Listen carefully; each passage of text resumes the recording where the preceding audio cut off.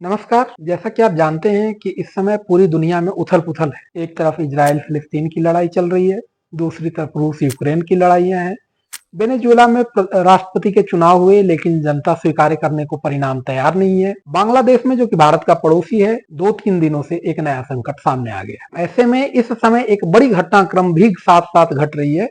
वह है अमेरिकी राष्ट्रपति चुनाव की प्रक्रिया, जिसमें आप जानते हैं कि अमेरिकी राष्ट्रपति चुनाव धीरे धीरे पोलराइज्ड होता जा रहा है और ट्रंप के ऊपर जानलेवा हमला के बाद यह पोलराइजेशन और तेजी से बढ़ गया है। इस पूरी प्रक्रिया में रोमांच तब और बढ़ गया जब अमेरिका के वर्तमान राष्ट्रपति जो बाइडेन ने फैसला कर लिया कि वो अब इस राष्ट्रपति चुनाव की प्रक्रिया से दूर हट रहे हैं और अपनी दावेदारी को वापस ले रहे हैं। ऐसे में लगभग ये तय माना जा रहा है कि कमला हैरिस डेमोक्रेट की तरफ से राष्ट्रपति पद की उम्मीदवार होंगी और यह चुनाव डोनाल्ड ट्रंप और कमला हैरिस के बीच में लड़ा जाएगा। ऐसे में यह जान लेना जरूरी है कि आखिर अमेरिकी चुनाव की पूरी प्रक्रिया कैसे संपन्न होती है और ये इतना महत्वपूर्ण क्यों है कि अमेरिकी चुनाव के ऊपर हम बात करें। इस वीडियो में हम आपको कई ऐसे तथ्य इतनी आसान भाषा में आपके सामने लाएंगे जिससे आप जानकर पहली बार आपको लगेगा कि अमेरिकी चुनाव प्रक्रिया कितनी शानदार भी है, कितनी जटिल भी है और दुनिया पे इसका कितना प्रभाव भी पड़ता है। पहली बात तो ये कि आखिर अमेरिकी चुनाव इतना महत्वपूर्ण क्यों है। इसके लिए 2-3 बात जानना जरूरी है। अमेरिका का राष्ट्रपति न केवल वहां का औपचारिक प्रधान होता है बल्कि वास्तविक हेड भी होता है, यानी कि भारत के राष्ट्रपति और भारत के प्रधानमंत्री दोनों को मिलाकर अमेरिका का राष्ट्रपति का पद उसके इक्विवेलेंट होता है। भारत में आप क्या जानते हैं कि जो हेड ऑफ स्टेट होते हैं वो राष्ट्रपति होते हैं और जो रियल पावर होती है वो प्राइम मिनिस्टर के पास होती है, जबकि अमेरिका में ऐसा नहीं है। अमेरिका में हेड ऑफ द स्टेट भी राष्ट्रपति होता है और जो रियल पावर भी होती है वो राष्ट्रपति के पास। अमेरिका में भारत की तरह संसद को कांग्रेस कहते हैं, जिसके 2 सदन हैं, एक हाउस ऑफ रिप्रेजेंटेटिव जो भारत के लोकसभा के बराबर होती है और दूसरा सीनेट जो भारत के राज्यसभा के बराबर होती है। हाउस ऑफ रिप्रेजेंटेटिव के सदस्य प्रत्येक 2 साल के लिए चुने जाते हैं और यह अलग अलग राज्यों में अलग अलग आबादी के अनुसार से उनकी सीटें अलॉट की गई है, जबकि सीनेट के सदस्य पूरे राज्यों में इक्वल हैं। अमेरिका में जैसा कि आप जानते हैं कुल 50 राज्य हैं और प्रत्येक राज्यों को 2-2 सीनेट के सदस्य अलॉट किए गए, यानी कि अमेरिका में सीनेट के सदस्य कुल 100 होते हैं, जिनमें 1/3 प्रत्येक 2+ के बाद रिटायर हो जाते हैं, यानी कि 1/3 सदस्यों का चुनाव, लगभग 33 सदस्यों का चुनाव हर साल अमेरिका में होता है। ऐसे में चुनाव की जो पूरी प्रक्रिया है अमेरिकी, वह काफी महत्वपूर्ण हो जाती है। आप जानते हैं कि अमेरिका दुनिया का सबसे शक्तिशाली मुल्क है। अमेरिकी पावर के बारे में आप भली भांति परिचित है कि जब अमेरिका करवटें लेता है तो दुनिया में भूकंप आ जाती है। ऐसे में अमेरिकी राष्ट्रपति जो कि वहां का रियल हेड भी है, अमेरिकी राष्ट्रपति जो वहां का औपचारिक हेड भी है और अमेरिकी राष्ट्रपति जो कि वहां का कमांडर इन चीफ भी है, उसका चुनाव काफी महत्वपूर्ण हो जाता है। एक महत्वपूर्ण तथ्य मैं आपके सामने रख रहा हूं कि अमेरिका में राष्ट्रपति और उपराष्ट्रपति ये दोनों का चुनाव एक साथ होता है और अगर अमेरिकी राष्ट्रपति का अपने कार्यकाल की अवधि के बीच में मृत्यु हो जाए तो उपराष्ट्रपति बचे हुए कार्यकाल तक के लिए वहां का राष्ट्रपति हो जाता है। इसलिए उपराष्ट्रपति भी अमेरिका में उतना ही महत्वपूर्ण है जितना कि राष्ट्रपति, और इन दोनों की चुनाव की प्रक्रिया साथ साथ चलती है। इस पूरी चुनाव प्रक्रिया के 6 चरण होते हैं। पहला चरण तब होता है जब राष्ट्रपति के चुनाव के डेट से लगभग साल भर पहले, यानी कि उसके पिछले वसंत में ही यह प्रक्रिया शुरू हो जाती है। जैसे कि 2024 में आप ये भी जानिए कि हर लीप वर्ष में अमेरिका में राष्ट्रपति का चुनाव होता है, यानी कि 4, 8, 12, 16, 20, 24। जब 2024 में नवंबर में चुनाव होगा तो नवंबर में चुनाव होने की यह प्रक्रिया 2023 के फरवरी मार्च के महीने से शुरू हो जाती है, यानी लगभग 1-1.5 साल तक चलने वाली ये लंबी प्रक्रिया है अमेरिकी राष्ट्रपति चुनाव की। और इस पूरी प्रक्रिया से जो अमेरिका का राष्ट्रपति चुनकर आता है उसका प्रभाव पूरी दुनिया के ऊपर होता है। अमेरिका में राष्ट्रपति का कार्यकाल 4 सालों का होता है और कोई राष्ट्रपति अधिकतम 2 बार चुना जा सकता है, यानी कि अमेरिका में कोई भी राष्ट्रपति अधिकतम 2 कार्यकाल धारण करता है। एक कार्यकाल 4 वर्ष के होने के कारण अधिकतम कोई व्यक्ति राष्ट्रपति पे 8 वर्षों तक रह सकता है और यह प्रावधान शुरू से नहीं था। 1951 में 22वें संशोधन के द्वारा अमेरिकी संविधान एक प्रस्तावना और 7 आर्टिकल से बना है और दुनिया का पहला लिखित संविधान है। इस पहले लिखित संविधान में अमेरिकी राष्ट्रपति के बारे में और अमेरिका के उपराष्ट्रपति के बारे में विस्तार से बात की गई है, जिसमें कहा गया है कि कोई व्यक्ति जिसकी 35 साल की योग्यता हो, यानी कि उम्र 35 साल होनी चाहिए अमेरिकी राष्ट्रपति चुनाव के लिए, दूसरा, जन्मजात नागरिक होना चाहिए, कि यानी कि अमेरिका में भारत की तरह नहीं है, अमेरिका में नागरिकता जन्मजात होगी तभी आप राष्ट्रपति चुनाव के लिए इलिजिबल हैं। और सिर्फ जन्मजात नागरिक होने से नहीं, यह भी होना चाहिए कि आप 14 सालों से अमेरिका में रह रहे हैं, यानी कि कोई एनआरआई जो अमेरिकी धरती पे नहीं रह रहा हो वह राष्ट्रपति चुनाव के लिए इलिजिबल नहीं होगा। तो यह अमेरिकी राष्ट्रपति की बेसिक योग्यताएं हैं जो आपको धारण करनी होती है। अब हम जानने की कोशिश करते हैं कि अमेरिका में चुनाव कैसे होता है। तो मैंने आपसे कहा कि एक बड़ा विचित्र तथ्य है, हमें यह लगता है कि अमेरिकी लोग डायरेक्ट राष्ट्रपति के लिए वोट डालते होंगे, लेकिन ऐसा नहीं है। अमेरिका में राष्ट्रपति चुनाव अप्रत्यक्ष होता है और एक लंबी प्रक्रिया के माध्यम से होता है। इस अप्रत्यक्ष चुनाव में जो पहला स्टेप होता है, जो चुनाव के 1 वर्ष पहले शुरू हो जाता है, उसको हम कहते हैं अनाउंसमेंट ऑफ इंटेंशन। यानी कि वो सारे लोग जो चुनाव लड़ना चाहते हैं, कोई भी जिन्होंने, जो आपको मैंने पहले योग्यता बताई, अगर उन योग्यताओं को धारण करते हैं तो अमेरिका का कोई भी व्यक्ति जो चुनाव लड़ना चाहता है 1 साल पहले अनाउंसमेंट ऑफ इंटेंशन कर देगा कि मैं चुनाव लड़ना चाहता हूं। इसका मतलब यह हुआ कि अमेरिका में कोई भी चुनाव लड़ सकता है। और चुनाव लड़ने के लिए जैसे ही आप अनाउंसमेंट ऑफ इंटेंशन कर देते हैं, सामान्यतः शुरुआत में 25-30 लोग अनाउंसमेंट ऑफ इंटेंशन के साथ आते हैं, बाद में उनको समझ में आता था कि उन्होंने हवा हवाई में घोषणा कर दी, तो जो कम गंभीर प्रकृति के कैंडिडेट होते हैं वो चुनावी प्रक्रिया से धीरे धीरे धीरे धीरे छटने शुरू हो जाते हैं। कुल मिलाकर सामान्यतः ऐसा होता है कि अमेरिका में मुख्यतः तो 2 पार्टियां हैं, एक रिपब्लिक और डेमोक्रेट। लेकिन अमेरिका द्विदलीय प्रणाली में नहीं है, अमेरिका के अंदर बहुदलीय व्यवस्था है। 2 पार्टियां हैं जो चुनाव में गंभीर स्टेक रखती हैं, जिनका चुनाव में गंभीर प्रभाव है। लेकिन इसके अलावा ग्रीन पार्टी है, लिबर्टेरियन पार्टी है, अन्य पार्टियां भी हैं जो भी अपने कैंडिडेट भी चुनाव में सामने लेकर आती हैं। लेकिन मुख्यतः डेमोक्रेट और रिपब्लिकन। डेमोक्रेट को सामान्यतः अमेरिका में उदारवादी पार्टी माना जाता है। ये माना जाता है कि लिबरल वैल्यूज रखते हैं, ये माना जाता है कि नागरिक के अधिकारों के स्वतंत्रता के पक्षधर हैं। और रिपब्लिकन को ग्रैंड ओल्ड पार्टी माना जाता है, कंजर्वेटिव अप्रोच की पार्टी माना जाता है, अमेरिकन प्राइड से जोड़कर लिया जाता है। ये दोनों दल से संबंधित लोग चुनाव के पहले चरण में अपनी अपनी इच्छा व्यक्त करते हैं कि हम राष्ट्रपति या उपराष्ट्रपति के चुनाव में हिस्सा लेना चाहते हैं, हम उसकी उम्मीदवारी करना चाहते हैं। इस प्रक्रिया को हम कहते हैं अनाउंसमेंट ऑफ इंटेंशन। उसके बाद जुलाई अगस्त के महीने में इन उम्मीदवारों के, जो उन्होंने अपने इंटेंशन की घोषणा की है, इनकी दावेदारी को लेकर प्राइमरी और कॉकसिस नाम की 2 प्रक्रिया होती है। अब हम ये समझते हैं कि प्राइमरी क्या होता है और कॉकसिस क्या होता है। प्राइमरी वह प्रक्रिया होती है जो सामान्यतः राज्य के द्वारा चलाया जाता है। आप ये जानते हैं कि अमेरिका में 50 राज्य है और अमेरिका एक फेडरेशन है। फेडरेशन होने का मतलब यह है कि अमेरिका में राज्यों के पास काफी शक्ति है, अमेरिका में राज्य स्वतंत्र अस्तित्व रखते हैं, अमेरिका में राज्यों की नागरिकता होती है। तो राज्य उन इंटेंशन जिन लोगों ने डिक्लेयर किया है उन कैंडिडेटों के बीच में प्राइमरी कराते हैं। तो वो प्रक्रिया जो राज्य के द्वारा कराई जाती है हम उसको प्राइमरी कहते हैं। यानी कि अगर 30-35 कैंडिडेट हैं तो उनके बीच अब चुनाव होना शुरू होता है बेसिक लेवल पे, और वो चुनाव अगर राज्य कराते हैं तो हम उसको प्राइमरी कहते हैं। यह प्रक्रिया गुप्त होती है और फॉर्मल होती है। इसके विपरीत हर पार्टी भी अपने घोषित किए गए उम्मीदवारों के बीच से चुनने की प्रक्रिया प्रारंभ करती है, जिसको हम कॉकसेस कहते हैं। और यह इनफॉर्मल प्रक्रिया होती है जो पार्टी के द्वारा की जाती है। यानी प्राइमरी राज्य के अंदर चलता है और कॉकसेस पार्टी के अंदर चलता है। जुलाई और अगस्त में आप ये जानते हैं कि अमेरिका में प्रेसिडेंट नॉमिनेशन कन्वेंशन होता है, जैसे कि अभी रिपब्लिकन पार्टी का कन्वेंशन हुआ था, जहां पर डोनाल्ड ट्रंप ने अपना स्पीच दिया और डोनाल्ड ट्रंप के स्पीच के बाद उनकी उम्मीदवारी पर चुने हुए डेलीगेट ने मोहर लगा दी। तो जो प्रेसिडेंट नॉमिनेशन कन्वेंशन जुलाई अगस्त में होता है, उनमें कौन कौन से डेलीगेट भाग लेंगे यह भी तय प्राइमरी और कॉकसेस के द्वारा ही किया जाता है।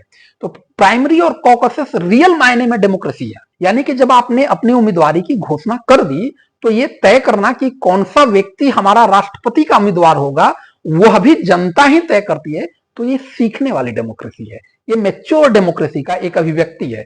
भारत में आप जानते हैं कि ऐसा नहीं होता, पार्टियां अपने आप अपना कैंडिडेट घोषित कर देती हैं कि फला व्यक्ति हमारे प्रधानमंत्री होंगे, फला व्यक्ति हमारे प्रधानमंत्री होंगे। ऐसे में अमेरिकी चुनाव में जहां की व्यक्ति की उम्मीदवारी भी जनता से पूछकर जनता के मत से तय होती है, एक सीखने वाली घटना तो है ही। स्टेप 3 में प्रेसिडेंट नॉमिनेशन कन्वेंशन होता है। दोनों पार्टियों के प्रेसिडेंट नॉमिनी वहां भाषण देते हैं और औपचारिक रूप से उनके उम्मीदवारी के ऊपर मुहर लग जाती है। और फिर यहां से शुरू होता है चुनाव प्रचार का सिलसिला। चुनाव प्रचार का यह सिलसिला 100 दिनों तक चलता है। तीन प्रकार के स्टेट हैं अमेरिका में। जो 50 स्टेट हैं उनको हम तीन प्रकार से क्लासिफाई कर सकते हैं। एक तो वो स्टेट हैं जो रेड स्टेट हैं, दूसरे ब्लू स्टेट हैं और तीसरे पर्पल स्टेट हैं। रेड स्टेट हम उन स्टेटों को कहते हैं जहां पे रिपब्लिकन पार्टी की मजबूती होती है, रिपब्लिकन पार्टी जिसका हम गढ़ कह सकते हैं। पर्पल स्टेट उन स्टेट को कहते हैं जो स्विंग स्टेट हैं, यानी जिन्होंने अपना मन नहीं बनाया, वो चुनाव दर चुनाव बदलते रहते हैं। जैसे कि जॉर्जिया एक स्टेट है जो स्विंग स्टेट के उदाहरण के रूप में आप देख सकते हैं। उसी तरीके से ब्लू स्टेट वो स्टेट है जहां पे डेमोक्रेट का प्रभाव रहता है और डेमोक्रेटिक पार्टी का दबदबा रहता है। जैसे कि न्यूयॉर्क को आप उस स्टेट के रूप में काउंट कर सकते हैं जहां पे डेमोक्रेट का दबदबा है।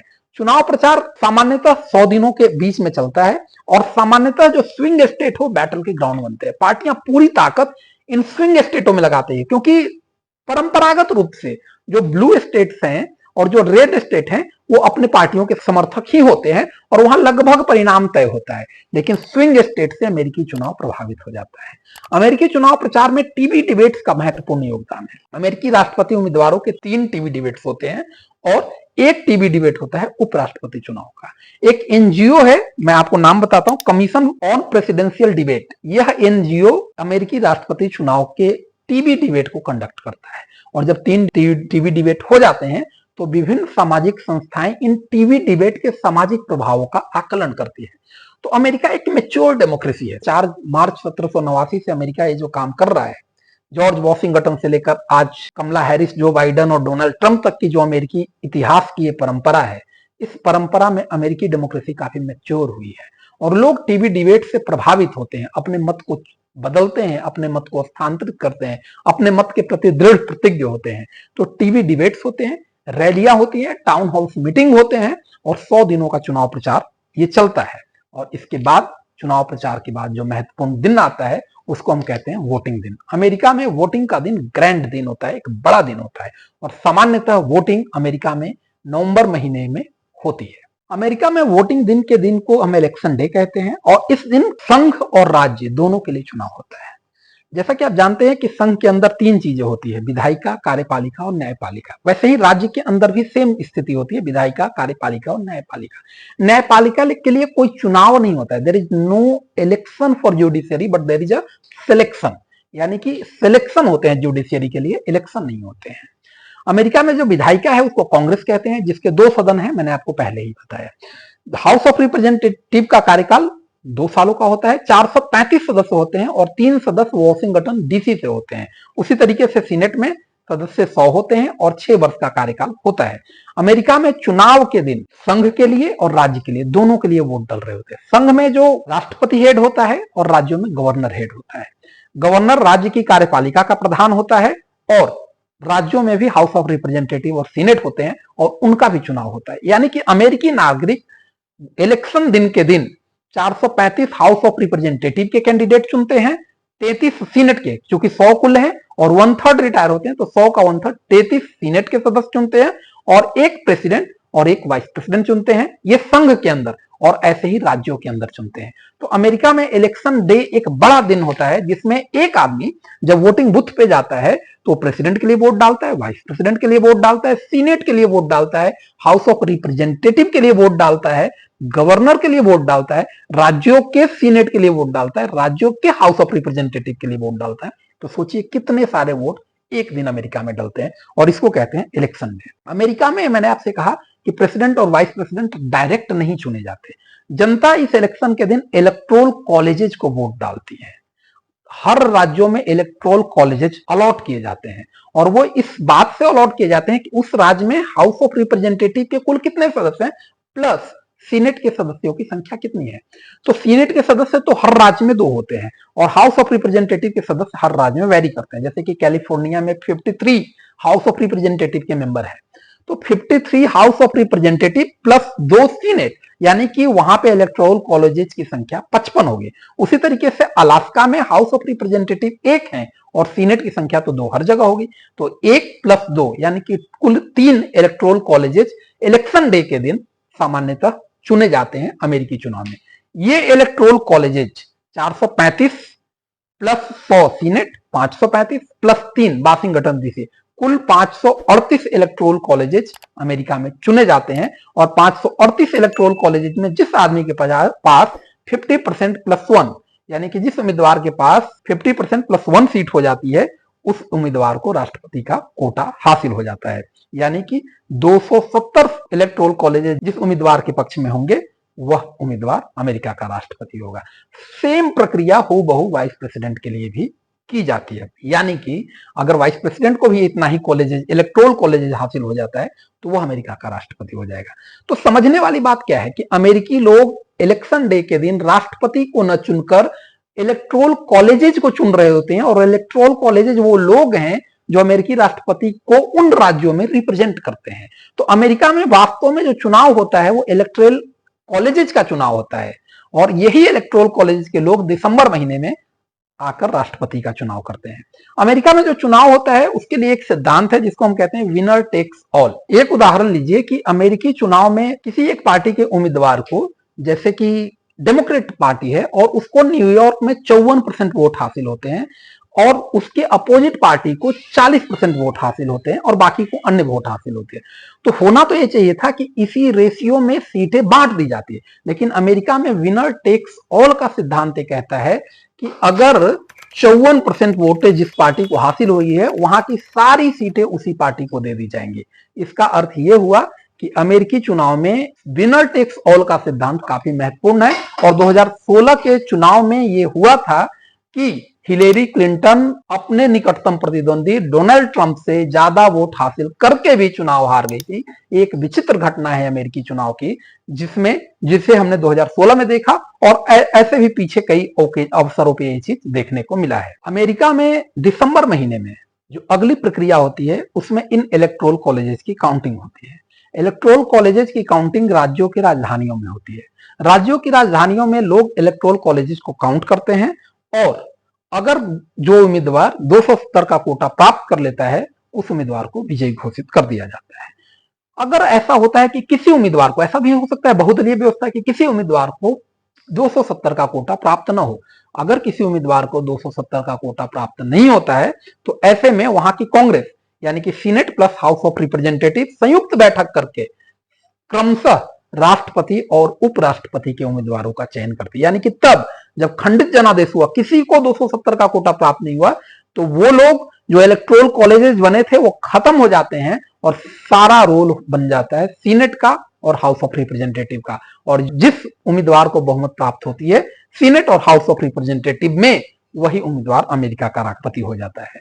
तो खंडित जनादेश की स्थिति में इसको हम कहते हैं आकस्मिक चुनाव। अमेरिका में आकस्मिक चुनाव होता है और फिर पार्टियां सीनेट और हाउस ऑफ रिप्रेजेंटेटिव पर निर्भर हो जाती हैं। इस स्थिति के बाद 20 जून को अमेरिका में शपथ ग्रहण होता है। जिस भी राष्ट्रपति को बहुमत मिलता है वह राष्ट्रपति अमेरिका को तो चलाता ही है, पूरी दुनिया के ऊपर उसका आधिपत्य होता है, पूरी दुनिया को प्रभावित करने की कोशिश करता है। तो इस पूरी प्रक्रिया में आपने ये देखा कि अमेरिकी राष्ट्रपति का चुनाव कितना महत्वपूर्ण है और ये चुनाव किन किन परिस्थितियों में होता है। चुनाव की प्रक्रिया जटिल है लेकिन ट्रांसपेरेंट है और डेमोक्रेसी के मूल अवधारणा के करीब है। जैसे कि जनता खुद अपना उम्मीदवार चुनती है, जनता खुद तय करती है कौन हमें चुनेगा, जनता इलेक्टोरल कॉलेजेस चुनती है, और इलेक्टोरल कॉलेजेस में हालांकि एक विचित्र है कि विनर टेक्स ऑल का सिद्धांत, लेकिन फिर भी अमेरिकी राष्ट्रपति की चुनाव की प्रक्रिया एक परिपक्व प्रणाली है और इसे हमें जानने की जरूरत है। इस वीडियो को देखने के लिए आपका धन्यवाद।